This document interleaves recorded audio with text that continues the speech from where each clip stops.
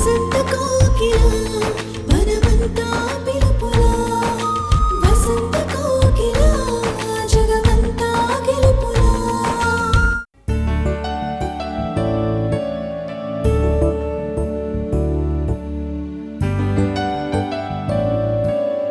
బాబ్జీ, చెప్పు దివ్య. నీతో 2 నిమిషాలు మాట్లాడాలి. టైం ఉందా? మాట్లాడేది నువ్వైనప్పుడు టైం ఎందుకుండదు దివ్య? చెప్పు, ఏంటి విషయం? నీకెవరైనా స్కెచ్ ఆర్టిస్ట్ తెలుసా? స్కెచ్ ఆర్టిస్టా? అదే బాబ్జీ, పోలికలు చెప్తే బొమ్మలు ఊహా చిత్రాలు గీస్తారు కదా, వాళ్ళు. ఓ వాళ్ళ? అయితే నాకు ఒకరు తెలుసు, పేరు సతీష్. చాలా మంచి ఆర్టిస్ట్.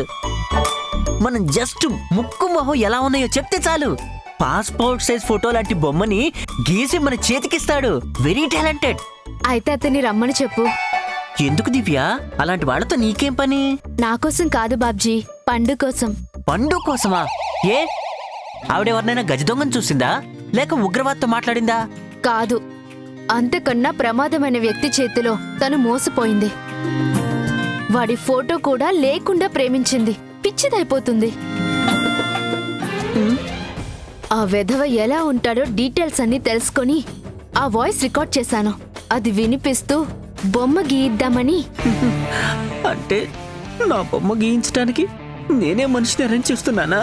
అతన్ని రేపు ఇంటికి రమ్మని చెప్పు. చెప్తాను, కానీ ఇప్పుడు బొమ్మ వేయించడం వల్ల లాభం ఏంటి? ఎందుకు లేదు బాబ్జీ, ఆ బొమ్మని మీడియాకి రిలీజ్ చేయొచ్చు. పాంప్లెట్లు ప్రింట్ చేసి ప్రతి వీధిలో అంటించొచ్చు. పోలీస్ స్టేషన్కి వెళ్లి కంప్లైంట్ కూడా ఇవ్వచ్చు. నిజమే దివ్య, నువ్వు చెప్తుంటే ఒక్కొక్కటి నా కళ్ళ ముందు కనిపిస్తుంది. కాకపోతే నాకు చిన్న డౌటు. ఏంటది? ఇప్పుడు స్కెచ్ ఆర్టిస్ట్ వేసే బొమ్మ అచ్చం అతనిలాగే ఉండాలని ఏముంది? ముక్కు మొహం కొంచెం తేడా ఉన్నా అతని కాని రూపం వచ్చినా ప్రాబ్లం అవుతుంది కదా. లేదు బాబ్జీ, స్కెచ్ పూర్తవగానే పండుకి ఫోటో పంపి వాడా కాదా అని కన్ఫర్మ్ చేసుకుందాం. ఆ తర్వాతే ప్రాసెస్ మొదలు పెడదాం.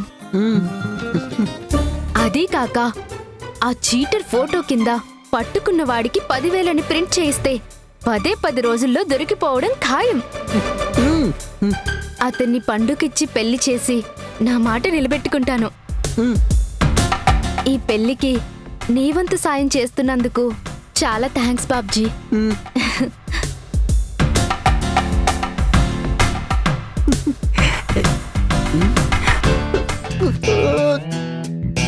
సాయం చేయటం కాదు, నా చావుకి నేనే ముహూర్తం పెట్టుకున్నాను.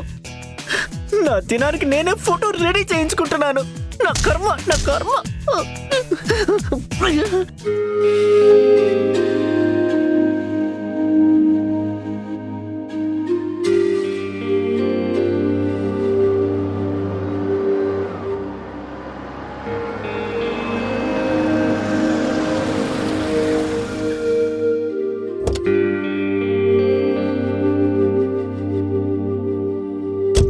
గుడ్ మార్నింగ్ మావయ్య. Good morning Akash. ఏంటి సడన్ గా ఫోన్ చేసి రమ్మన్నావు? నైట్ చిన్న పార్టీ ఉందిరా, వస్తావేమోనని. పార్టీనా? తినడం వరకు ఓకే గాని తాగడం అంటే నా వల్ల కాదు మావయ్య. ఏరా, సంజయ్కి భయపడుతున్నావా? కాదు మావయ్య, ఇంకెప్పుడు తాగనని సంధ్యకి మాటిచ్చాను. ఆ మాట మీదే నిలబడతాను. ఇదేదో ఫోన్లో అడిగితే సరిపోయేది కదా మావయ్య. అర్జెంటుగా రమ్మని బిల్డప్ ఎందుకు? విషయం అది కాదురా, వేరే ఉంది. నువ్వు సంధ్య కంట్రోల్లో ఉంటున్నావో లేదా అని చిన్న టెస్ట్ పెట్టాను, పాస్ అయ్యావు. సరే ఉండు, ఇప్పుడే అత్తయ్యకి ఫోన్ చేసి మామయ్య మందు తాగడానికి రమ్మంటున్నాడని అత్తయ్యకి చెప్తాను. అప్పుడు మీ ఇంట్లో ఎవరు పాస్ అవుతారో నాకు కూడా చూడాలనుంది. అరే రే రే, వద్దురా బాబు, అలాంటి పని చేసి నా పొట్ట కొట్టకురా. సరే, అసలు మ్యాటర్ ఏంటో ఇప్పుడు చెప్పు. ఏం లేదురా, నా ఫ్రెండ్కి బెంగళూరులో పెద్ద రియల్ ఎస్టేట్ కంపెనీ ఉంది. వాళ్ళు మన సిటీలో కూడా ఒక వెంచర్ స్టార్ట్ చేయబోతున్నారు. ఇక్కడ లోకల్గా ఉన్న రియల్టర్స్తో జాయిన్ అయితే వాళ్ళ బిజినెస్కి ప్లస్ అవుతుందని ఫీల్ అవుతున్నారు. సో ఒకసారి నువ్వు వాళ్ళతో మాట్లాడితే మీ ఇద్దరి బిజినెస్కి లాభం కదా. అవును మావయ్య, నా బిజినెస్కి కూడా ప్లస్ అవుతుంది. అందుకే అతనికి నీ ఫోన్ నెంబర్ ఇస్తాను, నువ్వు ఒకసారి మాట్లాడు. ఇలాంటి విషయాలు ఫోన్లో ఎందుకు మావయ్య? డైరెక్ట్గా మీట్ అయితేనే బెటర్ కదా. ఉమ్, అతన్ని వీలు చూసుకొని ఒకరోజు రమ్మని చెప్పు. నేను వర్క్ ఫ్రీ చేసుకొని మీట్ అవుతాను. సరే ఆకాష్, నేను వాళ్ళకి ఇన్ఫార్మ్ చేస్తాను. ఆకాష్, అడగడం మర్చిపోయాను, మాధవరావు గారి హెల్త్ ఎలా ఉంది? ఫైన్ మావయ్య, ఇంకా హాస్పిటల్లోనే ఉన్నారు. సమయానికి నువ్వు సంధ్య ఇంటికి వెళ్ళడం మీ అదృష్టం అయితే ఒక కొడుకుగా వాళ్ళకి అండగా నిలబడ్డావు చూడు. Really proud of you Akash. ఇందులో నాకు గొప్ప ఏం లేదు మావయ్య. సంధ్య లాంటి అమ్మాయితో నాకు పెళ్లి జరిగేలా చేశారు. నా ప్రాణాలు కాపాడిన సూర్యకి తల్లిదండ్రులు. వాళ్ళకి సహాయం చేయకపోతే నేనెందుకు, నా బతుకెందుకు? ఇలా అభిమానంతో ఆలోచించడం, కృతజ్ఞతతో ఆచరించడం అంటే సాధారణ విషయం కాదురా. నీ మావయ్యగా నాకు మాత్రం అది గొప్ప గర్వమే. ఇంతకీ సూర్య ఎలా ఉన్నాడు? మాతోనే హ్యాపీగా ఉన్నాడు మావయ్య. ఏంటి, మీతోనా? అవును మావయ్య, సూర్య ఒంటరిగా ఉంటే చాలా డిస్టర్బ్ అవుతున్నాడు. మందు సిగరెట్టు కంట్రోల్లో ఉండటం లేదు. మాటలతో అయితే కష్టమని వాడికి ఇష్టం లేకపోయినా బలవంతంగా ఇంటికి తీసుకొచ్చాను. గ్రేట్ రా. అల్లుడుగా ఇంటికి వెళ్ళి కొడుగ్గా అందరి బాధ్యతలు తీసుకున్నావు అన్నమాట. అల్లుడైనా కొడుకైనా ఫ్రెండ్ అయినా వరుస ఏదైనా సరే వాళ్ళెప్పటికీ నా ఆత్మీయులే మావయ్య. అవును మావయ్య, ఈరోజు నీ ప్రోగ్రామ్స్ ఏంటి? ఏమి లేదురా, ఆఫీస్కి వెళ్ళడం తప్ప ఇంతకు మించి ఏముంటాయి? ఏం వెళ్తావులే కానీ చాలా రోజుల తర్వాత మీట్ అయ్యాం కదా, సరదాగా రెస్టారెంట్కి వెళ్ళి బిర్యానీ తిందామా? ఆ? నువ్వు వెళ్దామంటే నేను వద్దంటానా? అందులోనూ బిర్యానీ అంటే నువ్వు అన్నమాట నా నోట్లో నుంచి రాదు, మనసులో కూడా పుట్టదు. పద.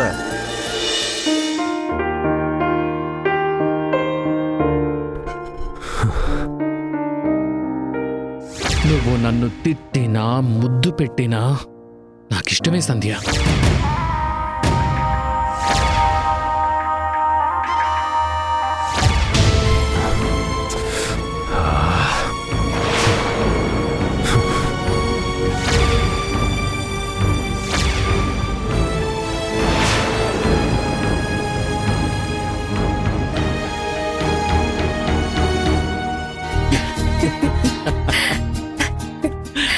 మామయ్య పార్టీ పేరు చెప్పి నన్ను టెస్ట్ చేయాలనుకున్నాడు సంధ్య. తాగడానికి నువ్వే రమ్మంటున్నావని అత్తయ్యకి ఫోన్ చేస్తాను అనేసరికి భయపడిపోయాడనుకో. ఆయన వీక్నెస్ ని మీరు బాగా అడ్వాంటేజ్ గా తీసుకున్నారండి. లేకపోతే నన్నే టెంప్ట్ చేయాలి అనుకుంటాడా? అందుకే టిట్ ఫర్ టాట్ ఇచ్చాను. ఏమండి, ఒక విషయం చెప్పండి. బాబాయ్ కాకుండా వేరే ఎవరైనా అడుగుంటే, ఒకవేళ తప్పనిసరి పరిస్థితులు వస్తే అప్పుడు కూడా తాగుతారా? ఆ, తప్పదు అనుకున్నప్పుడు తాగాలి కదా సంధ్య. మరి నా మీద ఒట్టేశారు కదా.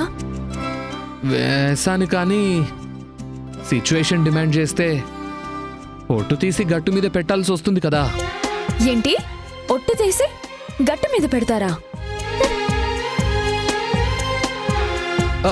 అబ్బో, ఇదంతా కోపమే. సంధ్య, నీ మీద ఒట్టేసి కూడా మాట ఎలా తప్పుతాను చెప్పు?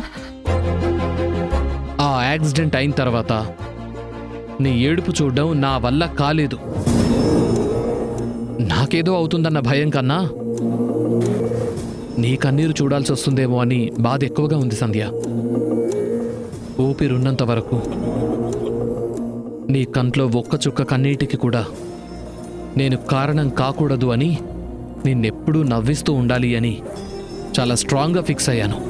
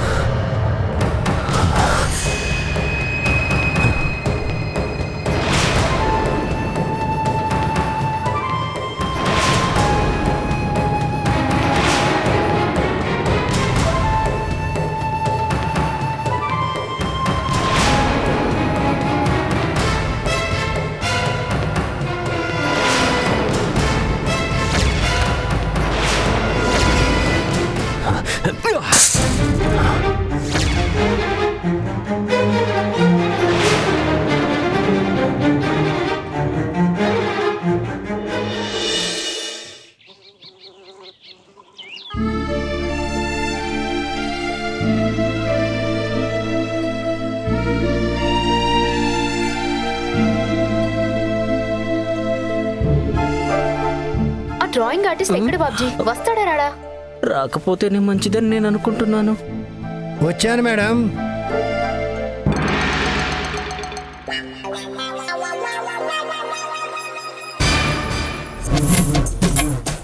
నమస్తే మేడం. నేను పోలికలు చెప్తే మీరు బొమ్మని గీయగలరా? ఏం మాట్లాడుతున్నారు మేడం?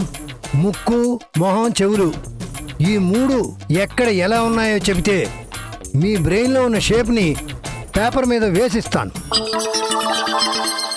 సతీష్ గారు, మీది మామూలు టాలెంట్ కాదు. ఏమనుకున్నారు మరి? బాబ్జీ, పండు పంపిన డీటెయిల్స్ ఆడియో నేను నీకు పంపాను. అతనికి ఒక్కొక్కటి చెప్తూ బొమ్మ గీయించు. సరే దివ్య, రండి. ఆ, బాబ్జీ గారు ఆ, ఒకసారి ఇలా పట్టుకోండి. ఆ.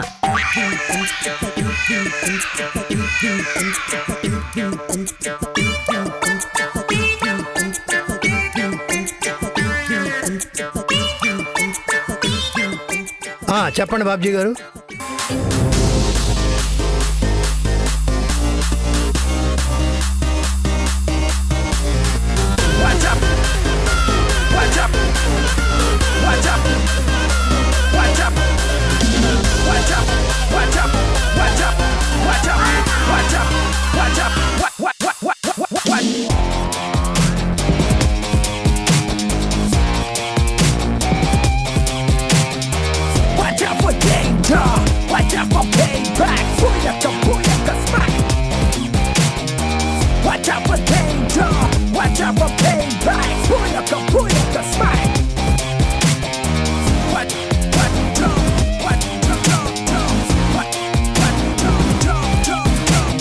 మేడం, అయిపోయింది మేడం.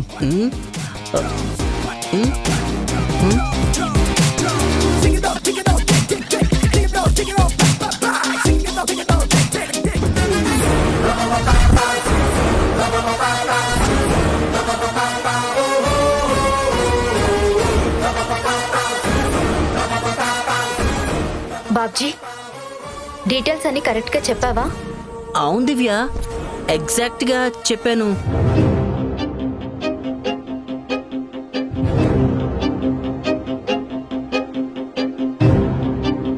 హలో దివ్య.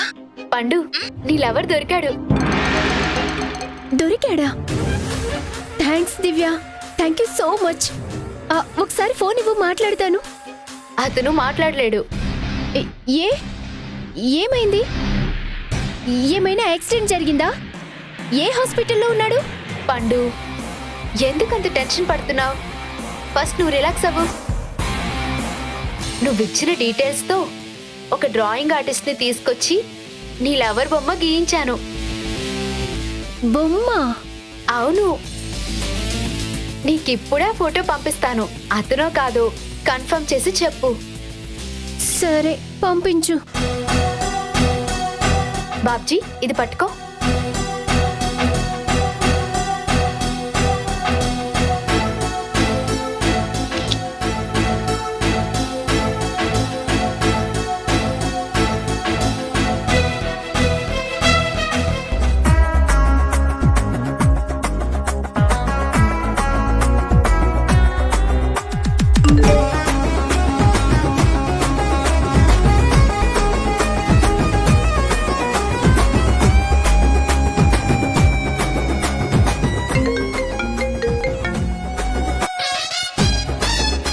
వాడేనా నీ లవరు? ఎవడు దివ్య వీడు? నా జీవితంలో ఎప్పుడూ చూడలేదు.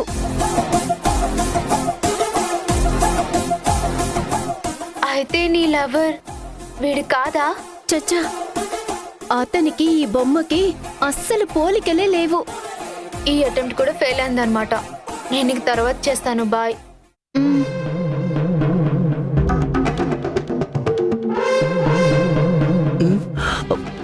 ఏమైంది దివ్య? అతను కాదంట బాబ్జీ. నువ్వేం చెప్పావో అతనేం గీశాడో ఏంటో ఏమో. డబ్బులిచ్చి పంపించేసాయి. సరే దివ్య.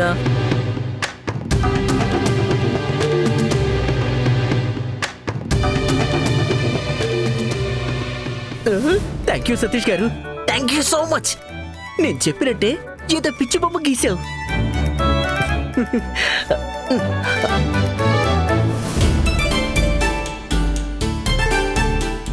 అవును బాబ్జీ, మీ ఆవిడేమో చేటర్ అంటుంది, నువ్వేమో వేరే వాళ్ళ బొమ్మ గీయించావు.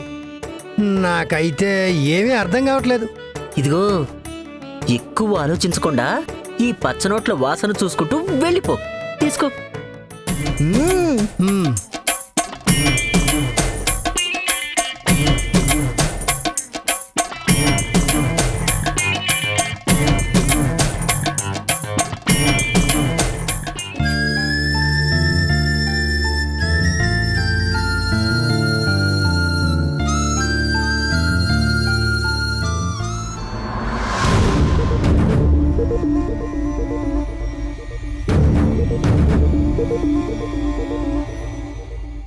తలంతా నొప్పిగా ఉంది. ఒక కాఫీ తాగితే గానీ సెట్ అయ్యేలా లేదు. సంధ్య ఎక్కడుందో?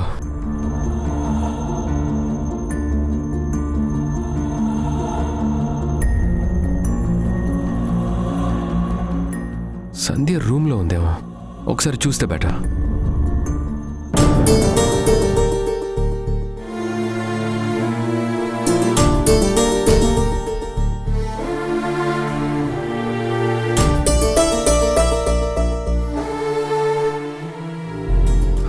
ఈ అందం ఒకప్పుడు నా ఒక్కడికే సొంతం,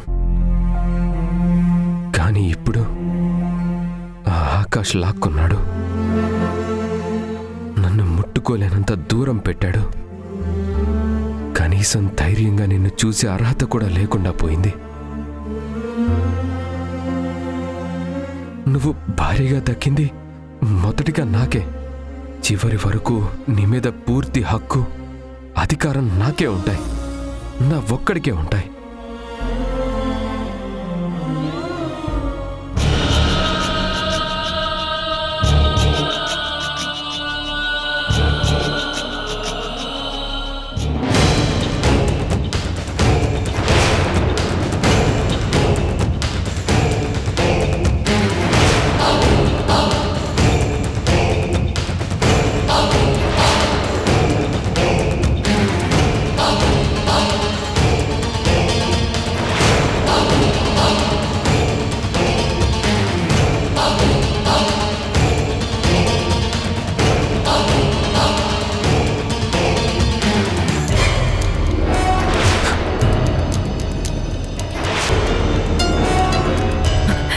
ఏం చేస్తున్నారు మీరు?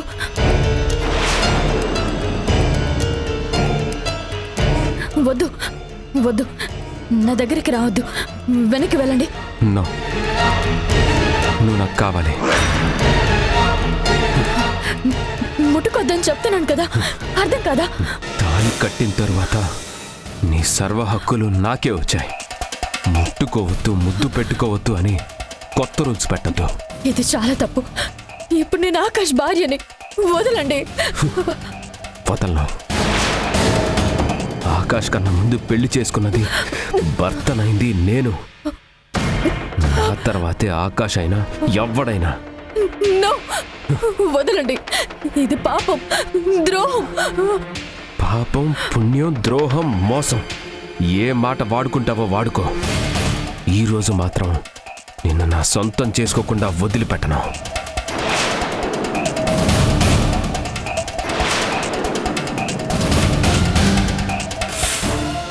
మీకు దండం పెడుతున్నాను, మర్యాదగా వెళ్ళిపోండి, లేదంటే అరుస్తాను. అరు, నువ్వే నన్ను రూమ్కి పిలిచావని అందరికీ చెప్తాను. అప్పుడు పోయేది నీ ఒక్కదాని పరువే కాదు, ఆకాష్ది కూడా.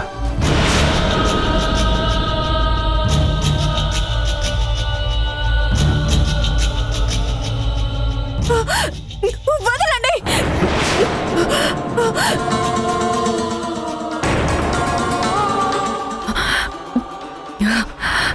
ఇదంతా కళ. ఇలాంటి పీడకలు వచ్చిందేంటి?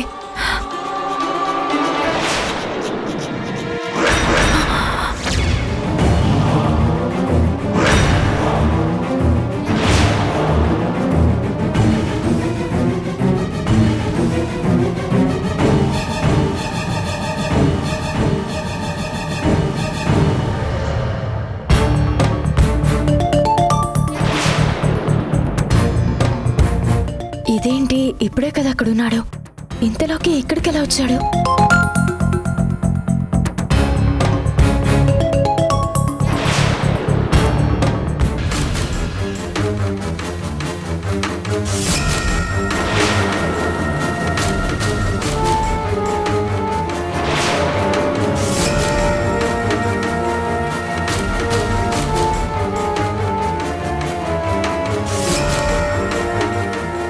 నాకు చాలా కష్టంగా ఉందండి. సూర్య వల్ల ఏమైనా సమస్య వచ్చిందా?